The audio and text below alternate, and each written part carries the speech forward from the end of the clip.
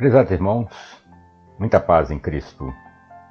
É com grande alegria que nós iremos comentar sobre o capítulo 7 do Evangelho segundo o Espiritismo, Bem-aventurado os pobres de espírito.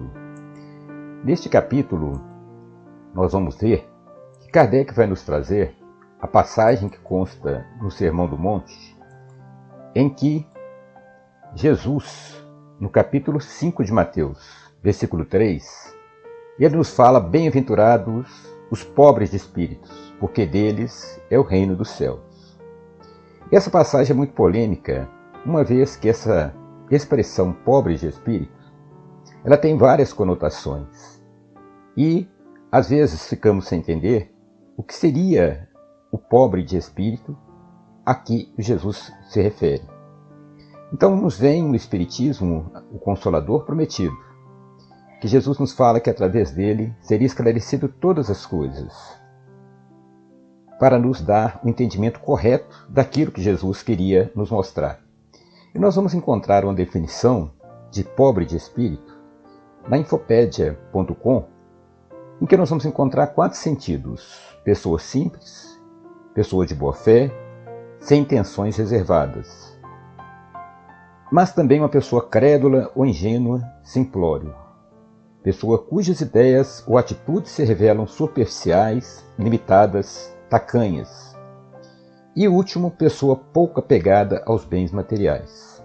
Logicamente que Jesus não se referia, a essa pessoa simplória, incrédula, ingênua, ou superficial, ou tacanha.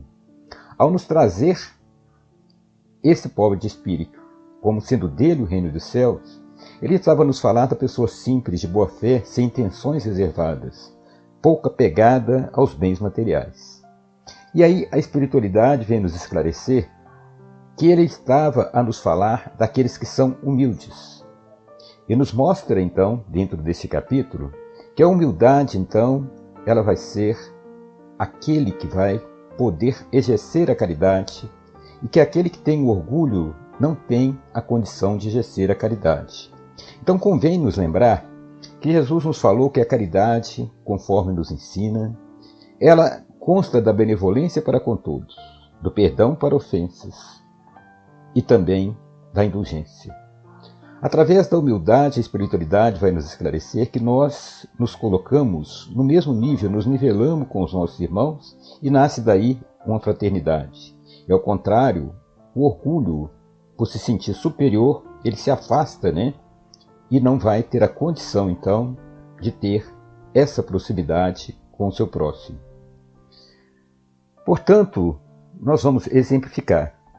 Aquele, então, que se sente superior, que se sente o melhor, muitas das vezes ele não vai erguer as mãos para ajudar o outro, porque é o inferior, é um subordinado. Ou não vai ter a condição de perdoar ou de receber o perdão por se julgar numa posição superior e não quer se rebaixar ao nível de ter que pedir o perdão ao outro. E não vai julgar-se também tolerante e indulgente, uma vez que ele não erra, ele se julga superior. Ao contrário, então, aquele que é humilde, ele então tem mais condições de passar por essas fases, de, através da sua conduta, amar o seu semelhante, de ser benevolente, de perdoar as ofensas, de ser indulgente, porque ele também sabe que ele erra, ele sabe que ele está no mesmo nível daquela pessoa a quem ele se refere.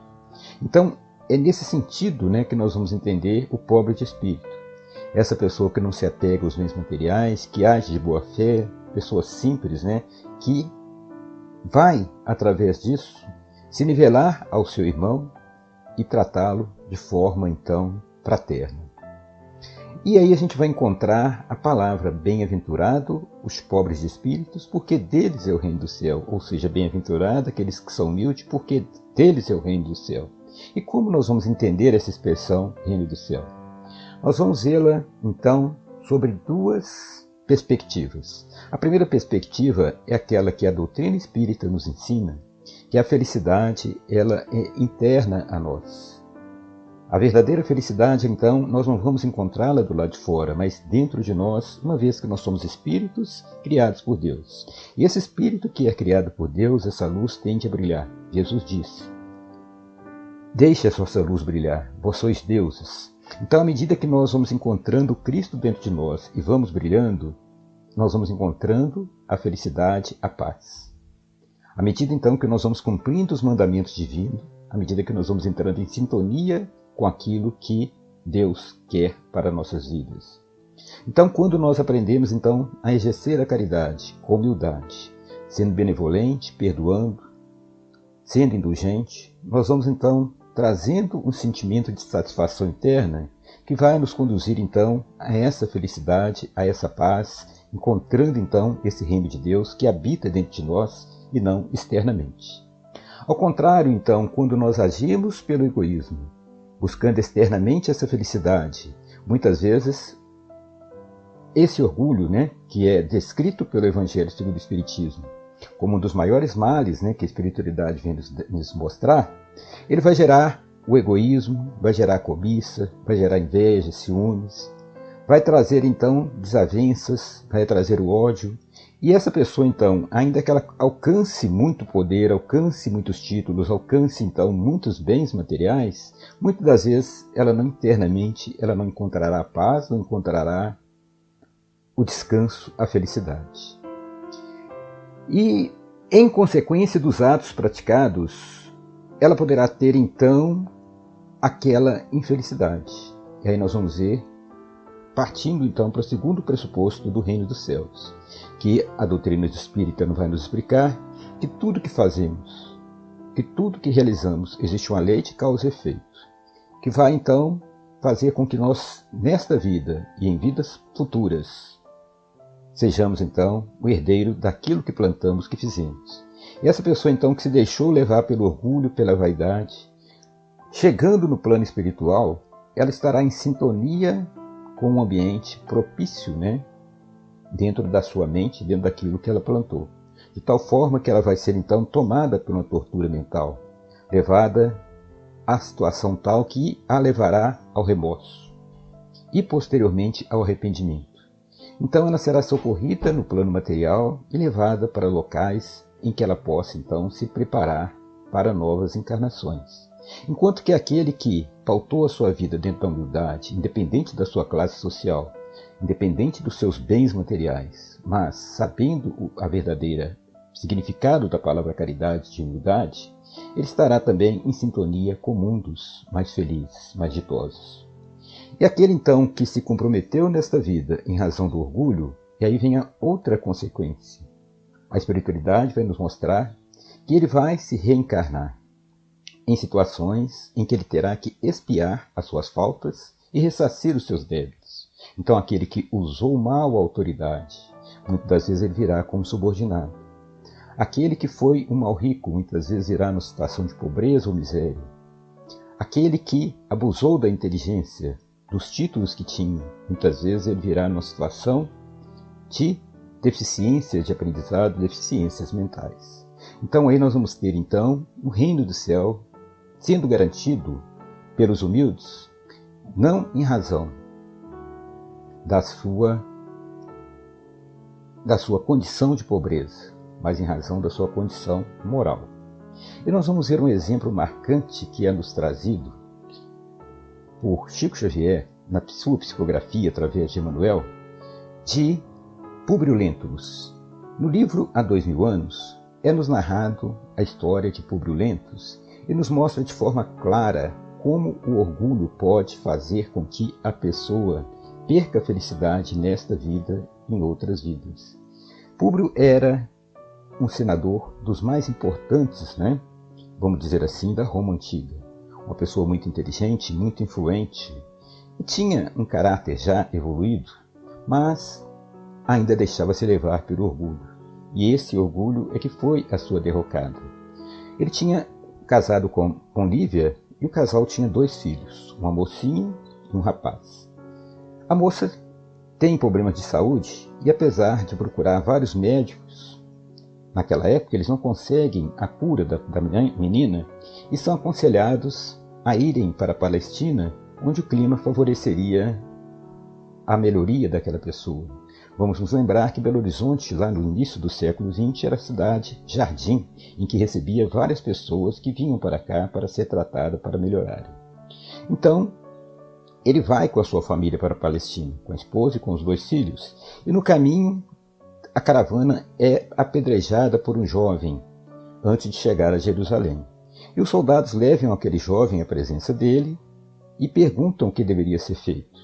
Ele, vendo que era um ato insignificante de adolescente, ele poderia ter liberado aquele jovem, mas ele pensa, se eu o liberar, eu parecerei fraco perante os soldados. Eu estou chegando aqui agora, preciso de mostrar a minha autoridade, porque quando ele foi autorizado pelo Senado para ir para lá, ele passou a ser a maior autoridade da Palestina.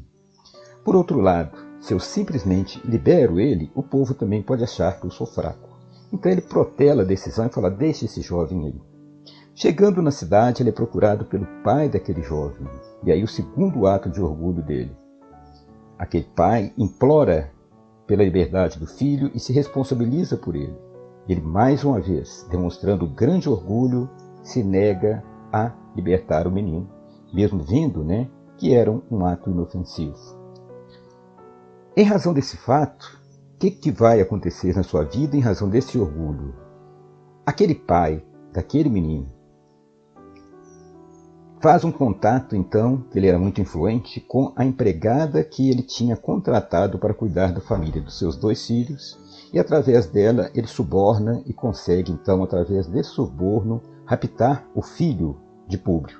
Então nós vamos ver a primeira consequência, a lei de ação e reação. O que ele fez, ele recebe, ele perde o filho dele. E aí ele entra em desespero junto com a mulher. Passado algum tempo, a mulher então, através da outra serva, que era cristã, que já conhecia Jesus, recebe a notícia de que Jesus curava, de que Jesus então tinha aquele poder e aconselha Públio a procurá-lo.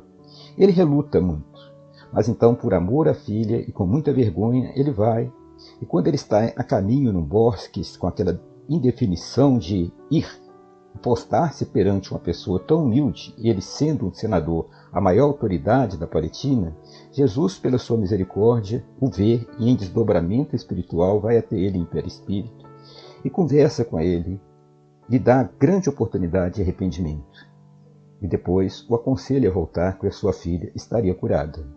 E aí nós vamos ver a repetição daquele fato, que se dá com o centurião Jairo, que aproxima-se de Jesus e se humilha.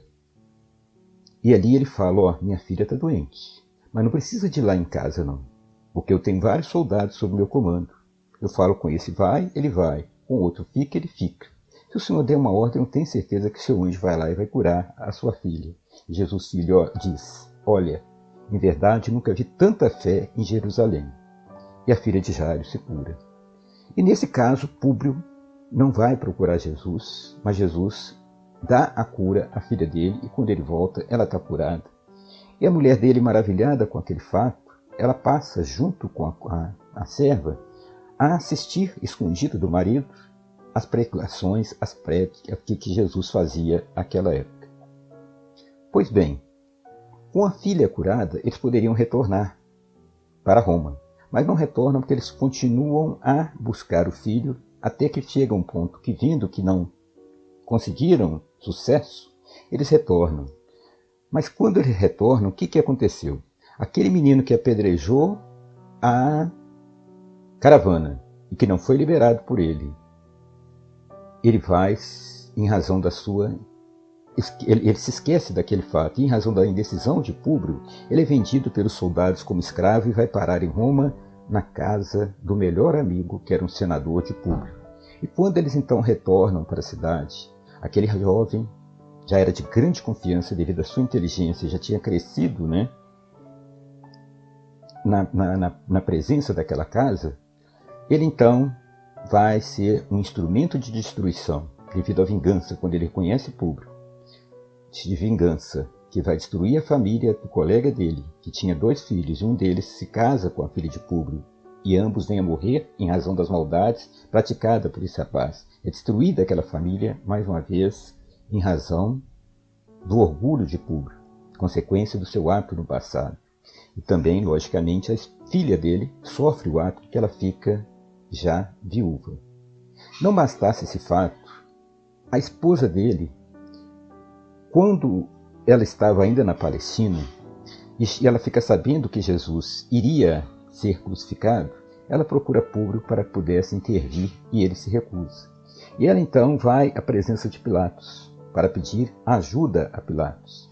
E Pilatos então, naquele momento, não a ajuda, mas uma pessoa que estava lá, que era uma conhecida do casal, Públio e Lívia, que era uma moça, uma senhora que tinha interesses carnais em Públio, leva aquela notícia a Públio como se a mulher dele estivesse traindo ele com Pilatos, e a partir daí Públio, sem ouvir a sua esposa, exclui a sua mulher da sua relação e ela vive na casa, mas como se fosse uma escrava.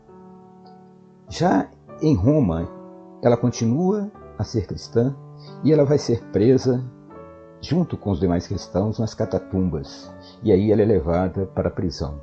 E no momento então que se definia quem iria ser julgado nos gladiadores, ela toca a roupa dela, que era a roupa então de patrício, com a empregada, com a serva, e ela então fala, não, eu vou morrer, que ela já não tinha mais razão de viver. E ela então vai para o sacrifício. E a serva volta e se encontra com Públio, e ali perante ele conta toda a verdade, que a esposa era cristã, o que tinha acontecido, que ela tinha ficado, que ela na realidade não tinha procurado Pilatos com outros objetivos, mas era só para libertar Jesus. Então Públio cai em si e vê que novamente o seu orgulho foi a causa da sua derrota, que a sua esposa então, que era honesta, que era uma pessoa boa, ele então a repudiou durante toda a sua vida, julgando injustamente. Ele então sai desesperado para ver se ainda conseguiria salvá-la, mas quando ele chega no Coliseu, já havia sido consumado o ato. Então, mais uma derrocada do seu orgulho. E por último, nós vamos ver que ele então, naquele momento, é convocado pelo Senado para retornar para a Judéia, porque ali acontecia uma grande rebelião, e ele então, por ser conhecedor daquele povo, ele é convocado para ir lá para liderar o povo romano. E quando ele vai, ele então é preso e colocado numa fortaleza. E quando ele é preso e colocado nessa fortaleza pelos judeus, o chefe daquela rebelião era justamente aquele senhor que era o pai do jovem que ele havia negado libertar. E aquele senhor o reconhece e ele não conhece o senhor, e o senhor vai recontando a história e aquilo vai entrando na mente dele, ele vai relembrando. Até que chega a determinado momento que ele chama um jovem bonito, forte, com todos os traços que não parecia ser judeu, e o moço vai continuando a contar a história e ele entende que aquele era o filho dele. E o Senhor então manda que aquele rapaz, pegasse um ferro quente, e ele o tratando então o Senhor, que era judeu, como se fosse o filho dele, ordena que ele cegasse Públio. E ele então, mesmo o rapaz sentindo aquela grande dificuldade de executar a ordem, cumpre a ordem por tratar-se do seu pai. Então, ele já cego, o exército romano entra na fortaleza e começa a dizimar aqueles judeus que ali estavam. E ele implora, grita para que não matassem aquele rapaz, mas ele não é ouvido, o rapaz sucumbe, ele então perde o próprio filho naquela circunstância. Volta então para Roma, onde vai morrer em Pompeia, quando acontece a erupção do vulcão Vesúvio. E aí nós vamos ver então que em 50 anos depois, Deus lhe dá uma nova oportunidade reencarnatória. Ele vai reencarnar como escravo. E esse escravo que ele vai, Nestório, passa por grandes provações, grandes expiações. De tal forma que aquele que foi um grande senador, com grande importância, agora está no papel de escravo. E ele então vai ter a oportunidade de resgatar os seus débitos para que ele possa então continuar a sua evolução espiritual, sendo então o grande espírito Emmanuel, que vai ser o mentor espiritual de Jesus. Então tudo isso nos mostra essa importância daquilo que Jesus vem nos falar. Bem-aventurados os humildes, bem-aventurados os pobres do espírito, porque deles é o reino de Deus. Porque nós não sabemos o dia de amanhã. Hoje estamos numa posição boa, amanhã poderemos não estar. Se nós, então, não tivermos um zelo pela nossa conduta moral, certamente que nossa vida futura será comprometida. Então é por isso que Jesus nos fala: aquele que se tornar humilde como este menino, esse é o maior no reino de Deus. Então o nosso crescimento espiritual vai depender da nossa humildade. Nos diz também que nós não devemos fazer como o mundo faz, que ficam em disputas pelos títulos, pelas posições. Mas aquele que quiser ser maior deve ser o serviçal, deve seguir o seu exemplo de servir. E qualquer de vós que quiser ser o primeiro, seja o servo. Bem como o Filho do Homem, que é o Cristo, não veio ser servido, mas para servir, e para dar a vida em resgate de muitos. Portanto, qualquer que a si mesmo se exaltar, será humilhado, e aquele que a si mesmo se humilhar, será exaltado. Então essas palavras nos servem para refletir sobre os ensinamentos do Cristo, para que nós possamos então observá-los em nossa vida e pensarmos que somos herdeiros de nós mesmos e que o amanhã nós estamos plantando agora através das nossas atividades. Que Deus então possa nos abençoar e possa nos dar a tua paz.